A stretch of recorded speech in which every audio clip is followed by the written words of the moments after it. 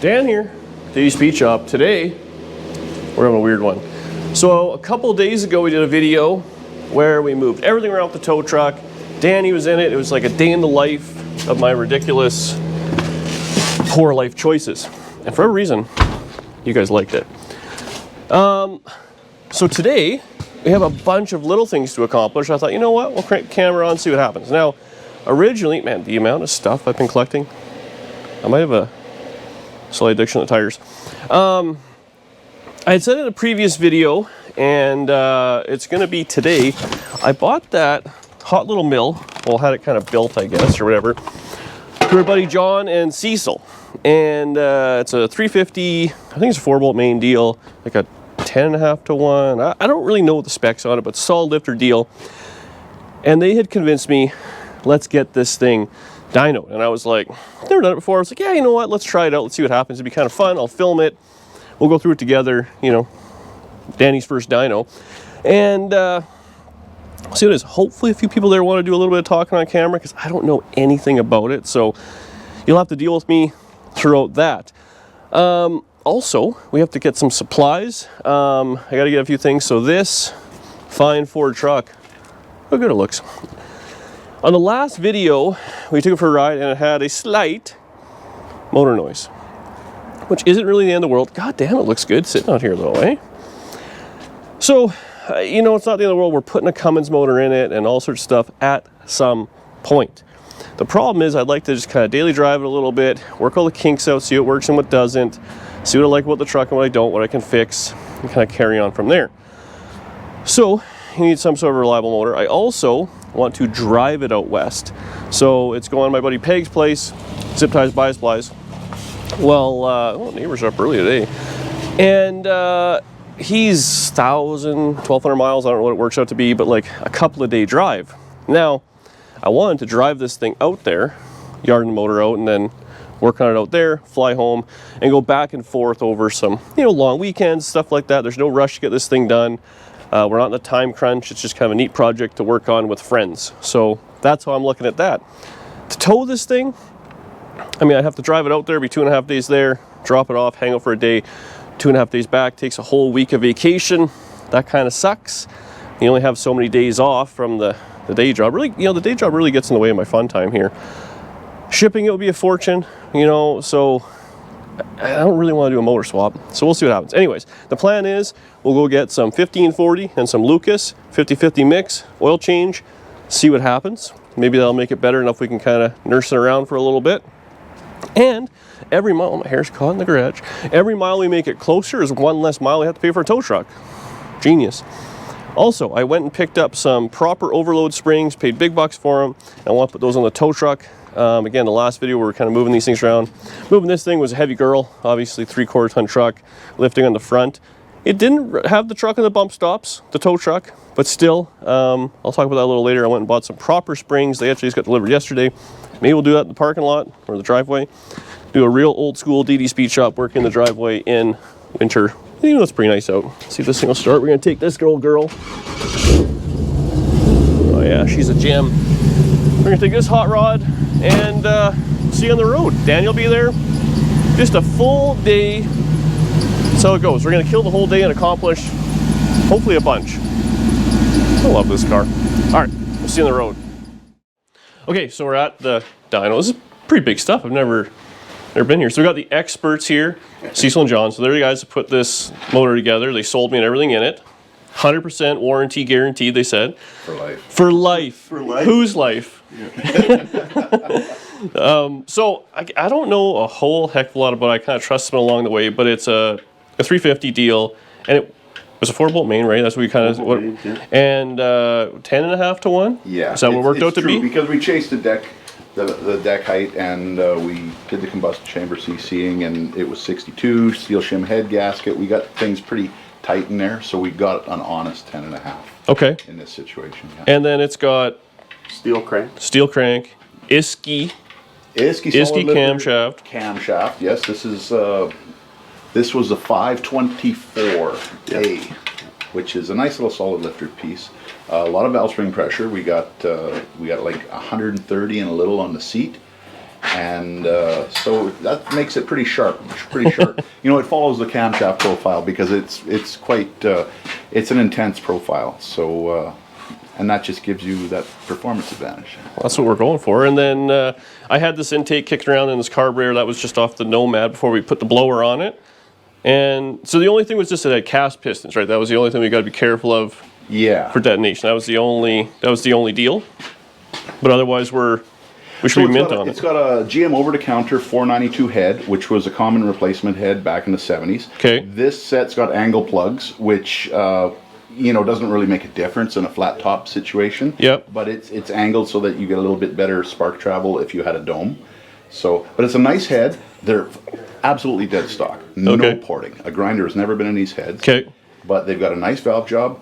I actually put smaller valves in the intakes. I put 194s in instead of the 202s because the valve job was so nice from years ago. This was a motor that a fellow had sitting for 30 years, and we acquired it, and we just opened it up and went through it. Okay. And it had never been run. Okay. It's probably his dream motor, and you know. Yeah.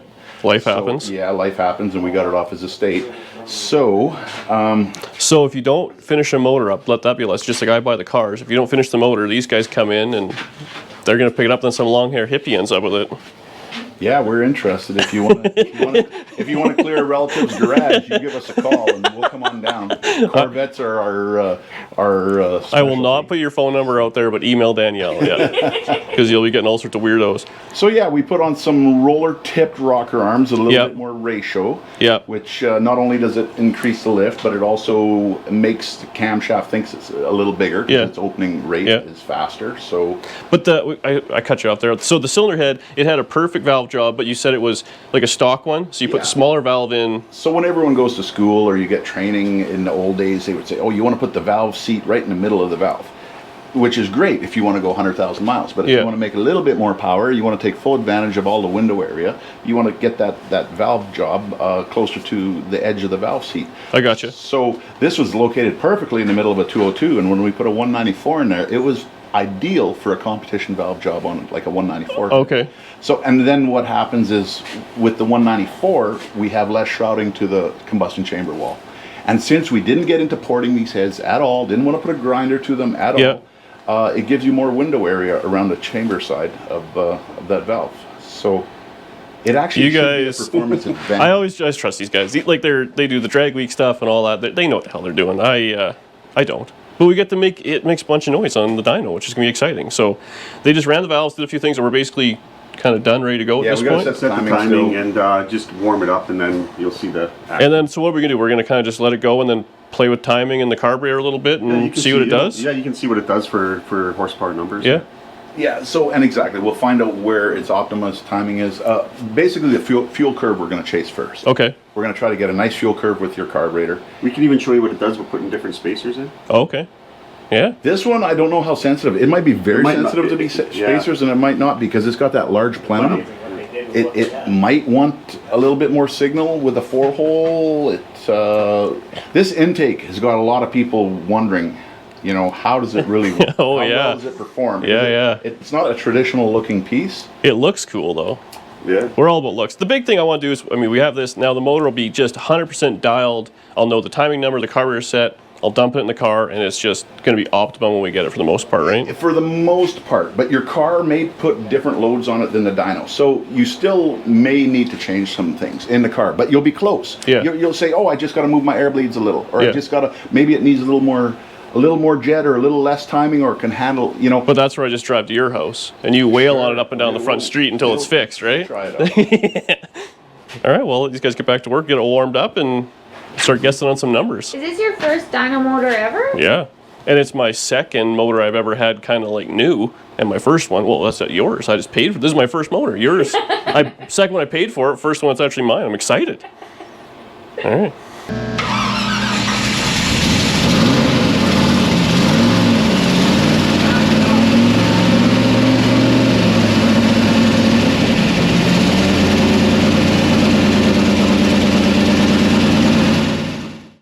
Okay, so so these guys just fired it up. We set the timing at 30 degrees, right? Yeah, just for ish. in and around there. Set the float. So the first thing you want to do is you're going to try and chase the fuel curve. That's the main plan. Yeah, we're just going to see how happy it is. Okay. You know, and then if the fuel curve is close, we'll just see what it tells us. Okay. So the distributor's locked out 30 degrees. Yeah. Okay.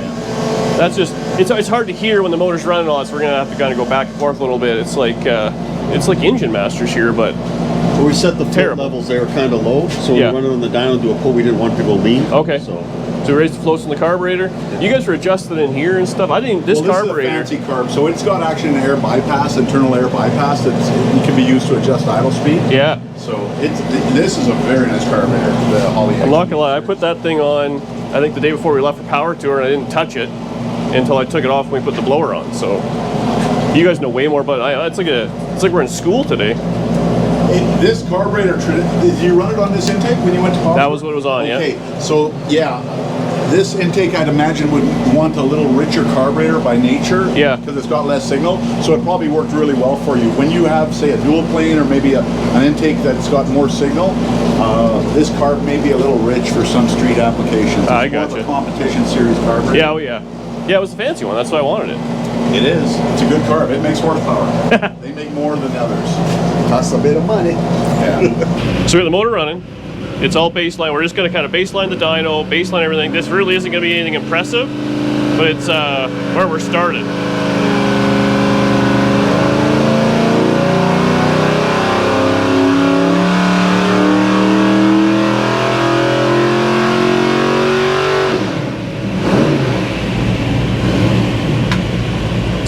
Wow. Man, you could really spend all day here just having fun, eh? So these guys are just furiously working. Man, I got like the full crew on this. But it made 382 at 5,600 RPM, and he was rolling off the throttle. So this thing still has more RPM to go, more timing, more stuff. So honestly, that 380 is a big number to start off with as far as I'm concerned. So we just did 3 runs, 30 degrees, didn't touch fueling at all, and made 396. Now we're just gonna put more timing in it. These guys are gonna do all the work, obviously. I'm gonna stand back and look good and pull it again and see what happens. But I think it's a damn good start, man. It'll go over 400 now. Oh yeah, I'm stoked. It's still very light on timing.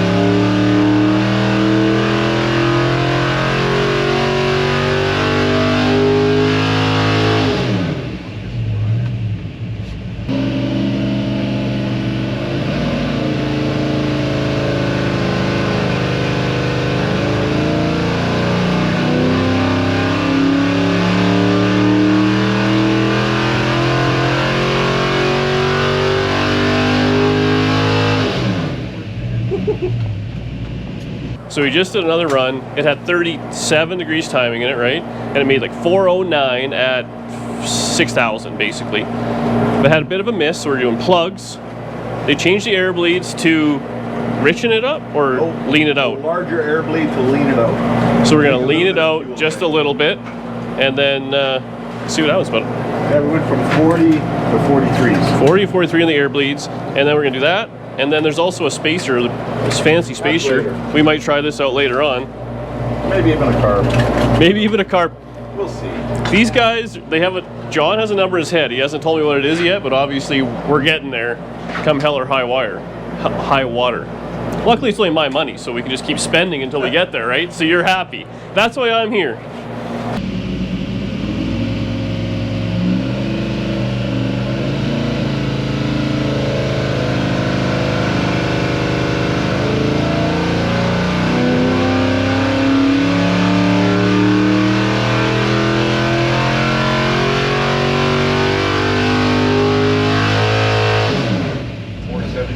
Definitely got rid of that mist though, eh? You like that. There was one right in this area. Yeah? Just one little. Is that a rich misfire? So we just ran it again, 37 degrees, changed the air bleeds back. We made 417, 418, is that what it did? Yeah. So we just took the valve covers off. When I say we, I'm almost talking about the experts here. Ran the lash, it's good again. So we dropped the fuel level in the float, right? Just a little bit. Just a little bit. So what's the next step that we think we're gonna do now? We're going to probably do that again.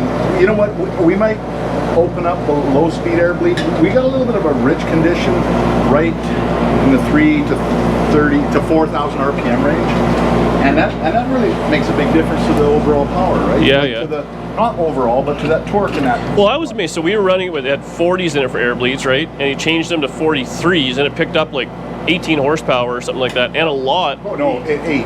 But down low. Yeah. Oh yeah. Down low was yeah. crazy. Like it went from. And we actually had a bit of a misfire. Yeah. And it went away when we've been pulling fuel away. Yeah. So that was really wild. Well, I'm looking at the drivability, like the 3,000 to 5,000. It's making like a dead straight torque curve, like right around that kind of 380 to 400 like range, and Yeah. it's happy. I think it's happy. Some people here have a number in their head we're going for, I guess, but everything's going good. That's Yeah. at the end of the day. Honestly, I mean, it's got an unported cylinder head, right? As cast, as machine yeah. from GM, and They're fighting out. They keep talking the intake manifold because it's a unique design. I realize, and we talk about putting like a Victor Junior or something on it, which would make the difference. But ultimately, for styling and what I want to have in the car, this is test would be interesting to have some Victor, because maybe it's just our imagination that we're drawn to this intake as being the problem. Yeah. It may not be. We haven't A/B tested, and maybe we got to run and go get the Victor. you won't be able to sleep tonight without it.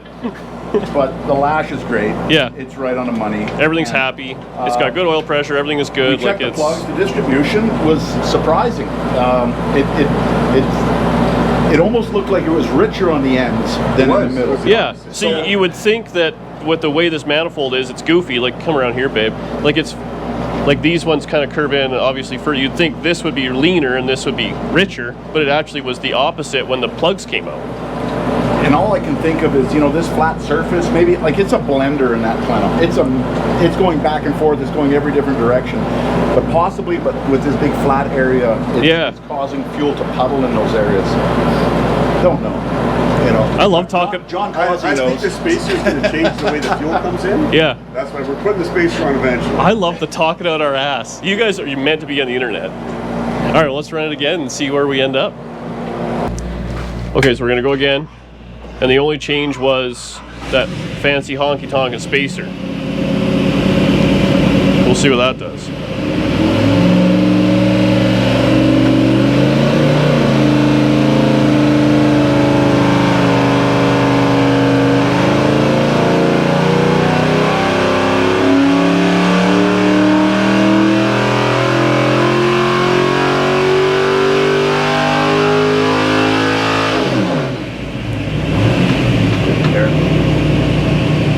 We're gonna save money on a spacer. So we ended up putting this fancy spacer on, and it didn't necessarily make any more power, but what it did was it made the fuel proper down low, but then it actually made it lean up high. So we're gonna change the air bleeds to basically what they started with, and that'll make the fuel curve will be perfect the whole way through. It's essentially what we're doing here, right? Yeah, Yes, exactly. exactly. Yeah, we're getting it leaned out at the top so we can add more fuel. Yeah. Which is going to make more power. In theory. Well, it will. It will. So that's what we're gonna do. That should be do that. Then I don't know what these guys are doing. They're talking crazy, like changing intake manifolds.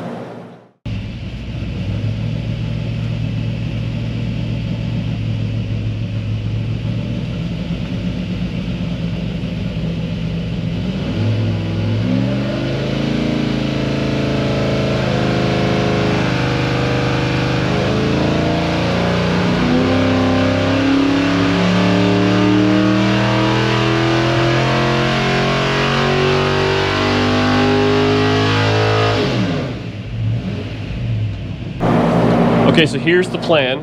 We're putting it exactly back to the carburetor, exactly back where it was, right? So 40 in the air bleeds, or 43s. 43s in the air bleeds. Yeah. So that's how we had the most power it was, which was 417 or 418. something like that, right at like 5,900 RPM.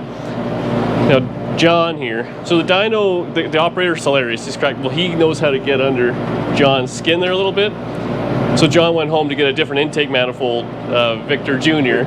So now what we're going to do is we're going to do one more pull on this just to make sure it had a bit of a misfire again for some reason. So we're going to get that out of it now that it's all back to how it was.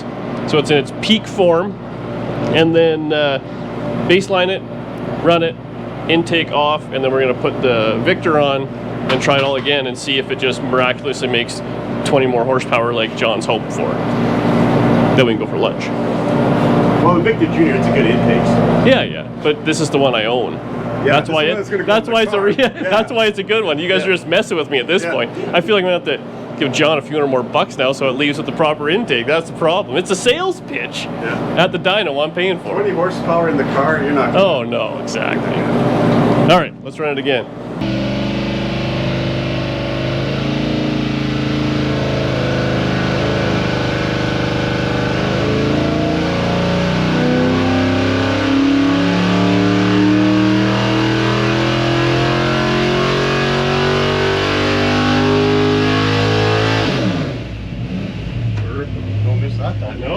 Good. So we did that second run, backed up the numbers, it was all fine. Still checked everything. The rockers are all still the same. So John couldn't help himself. Luckily it's a Holley brand because we're Team Holley today. Yeah. So it's Holley branded. So we're gonna put this unit on. So we gotta get schmucking on there, and we're gonna see. Pretty good, but it's actually kind of neat. There'll be like a back-to-back test for how much horsepower are you possibly willing to give up to look cool. Mind you, that intake does look pretty awesome. I gotta say I'm not hating it. We might have to go buy something there. Well, especially if it makes a bunch of power, then we're really in for it. So we get started together. We got to plug it all up, plug the water back up, valve curves back on, and set the time and do another run. It's been a pretty good day. Okay, so what the plan? You're going to do 2 runs back to back, you're saying? So it's right back to how it was, 37 degrees, different intake.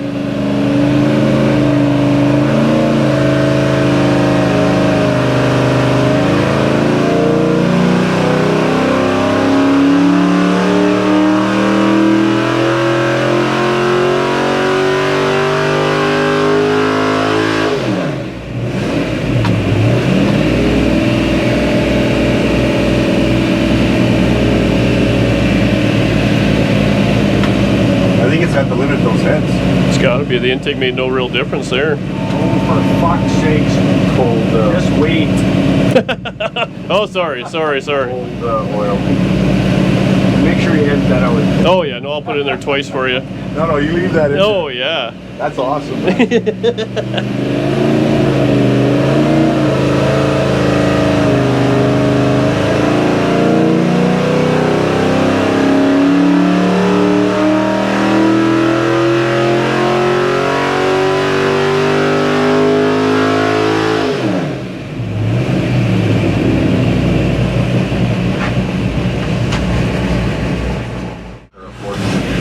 Okay, so we ran it twice, and now it's got a heat in the motor. Give her one more time, see what she does.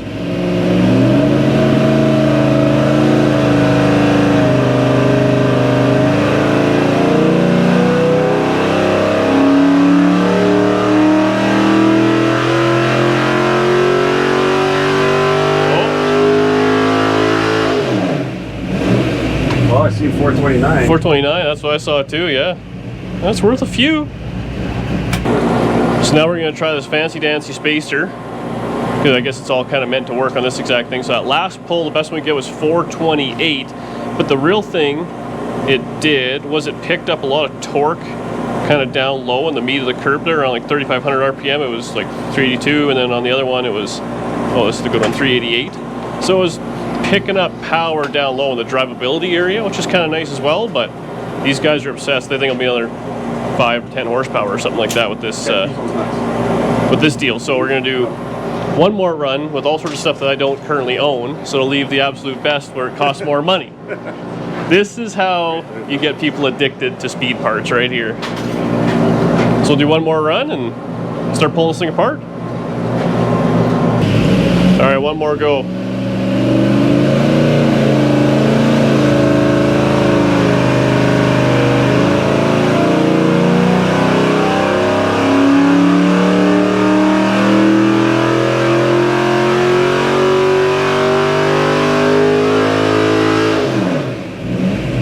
432. Yeah.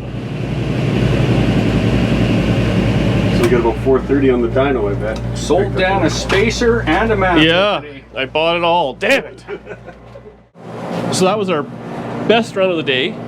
It did 434. I don't know what the RPM was, 6,000 again, same thing. So obviously it's hard to argue this kind of different style versus what we had, that kind of goofy tunnel ram type thing. The main thing was it gained power down low. The drivability, the dyno operator said it felt better, like it tipped in better and all that. So that's drivability stuff, be a big difference. And the other intake, it would kind of miss and backfire and stuff when you're trying to chase ignition. But then this intake manifold fixed all those problems.